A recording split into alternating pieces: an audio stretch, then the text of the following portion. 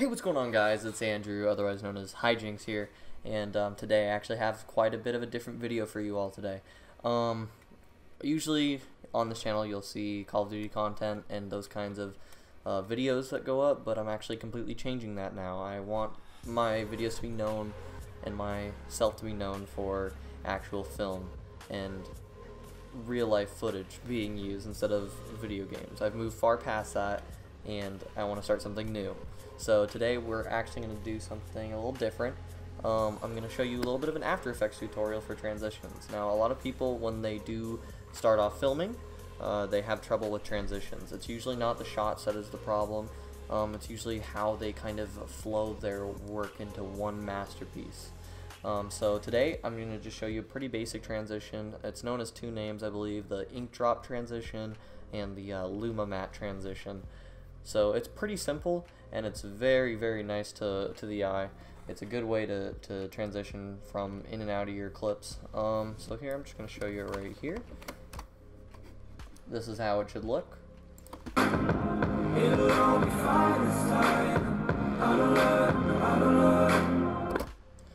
Very seamless.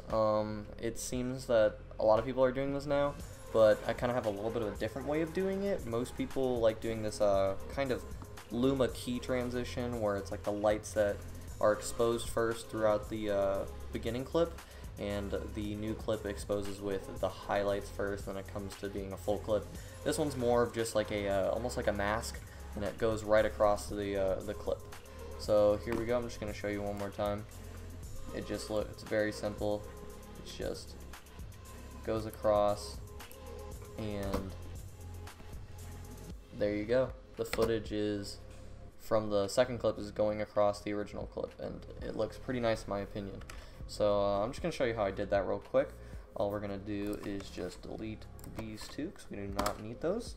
So first, what you want to do is find the point where you want to split your clip. So this is where I chose, and I chose it right here because that's where the beat is. This is where the beat hits. And then from there, all you do is you put your next clip and line it up so it looks just something like this, a very basic cut. I'll just go cut right into that.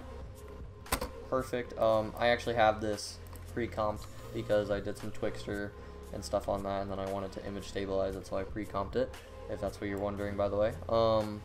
So now what you're going to do is you're going to extend this clip a little bit over the second one.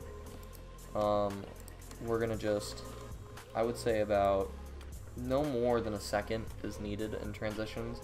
This is kind of a faster paced song. If you have a slower paced song and you want to do like a more extended transition, it can be 2-3 seconds.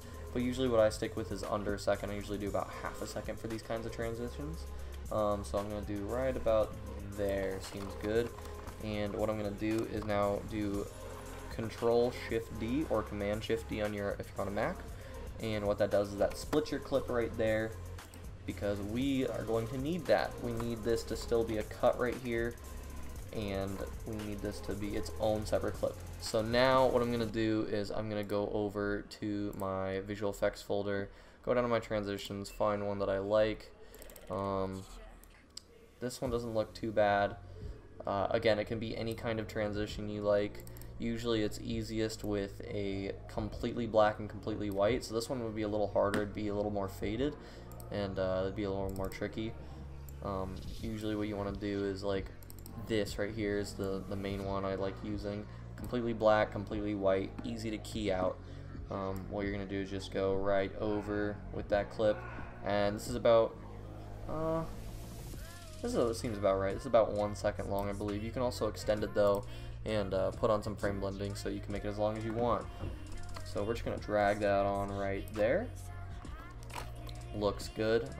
So this is a 720p transition, so we're just going to upscale it to match my comp size right there.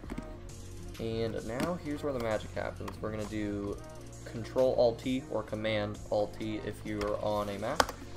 And we're going to take this last little keyframe right here, bring it over to the end of that clip, so that way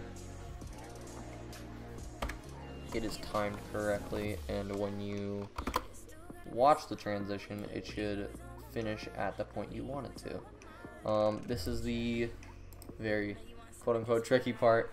A lot of people get confused with what you do here. All you really do is you can click any one of these settings over here, and people like doing screen and stuff like that. People do different and it looks kind of funky. Let me find a good one, like screen. Here, add, that's the one. Nope, it's not add, but there's some other, there's kind of like color burns that people do with this. But the easiest way is to just go over to your track mat composition right here. If you don't see the track mat, all you do is click toggle switches and modes. And you go to your track mat on the clip that we separated, the first clip that we separated. And basically what you're going to do from here is very simple. A lot of people get confused, but all you got to do is go to Luma mat on this clip right here. I just want you to be sure that it's this clip, the one that's separated. I should have really labeled this. Go to your track mat, click Luma mat, and there you go. So when you watch it back, this old clip right here fades away, and it is replaced with the new clip under it, and then you're good. You're just good to keep your clip right there. We can show you what it looks like real quick.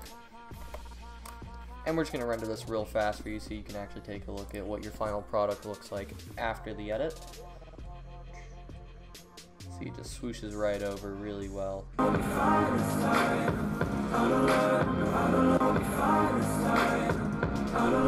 So that might have been a little fast for your liking.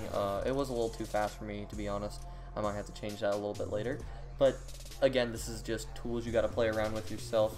If you do want to make it faster or slower, it's very simple. You just go back to your keyframes up top. And if I wanted to make it slower, I would extend these keyframes.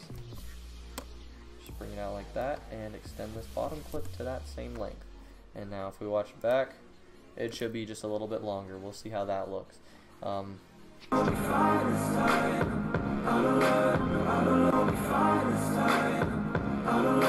That looks pretty good in my opinion. It's just a simple transition.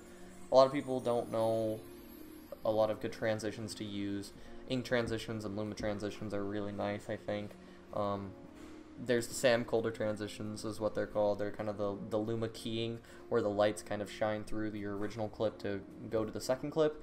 I like to find my own kind of style with this though and do my own kind of transitions because after all that's what makes you shine in the film world and the world of photography and cinematography, because there's so many people out there that can copy Sam Colder. I could copy Sam Colder if I wanted to, or I can copy any of these other big YouTubers, Casey Neistat. I could copy Devin Supertramp really easily, but it's not that their technique is hard, it's just that it's what they're known for. Same thing with like the orange and teal look by Sam Colder.